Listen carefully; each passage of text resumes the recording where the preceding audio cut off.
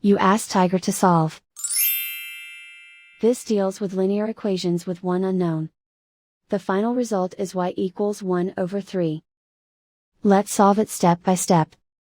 Group all y terms on the left side of the equation. Subtract 23y from both sides. Group like terms.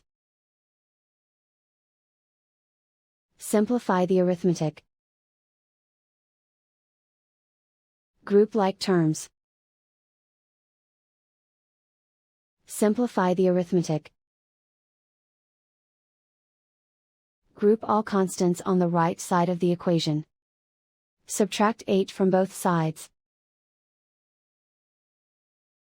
Simplify the arithmetic.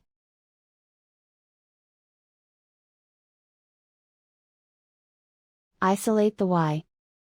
Divide both sides by -30. Cancel out the negatives.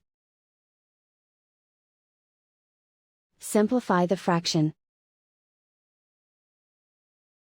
Cancel out the negatives. Find the greatest common factor of the numerator and denominator. Factor out and cancel the greatest common factor. And so the final result is y equals 1/3.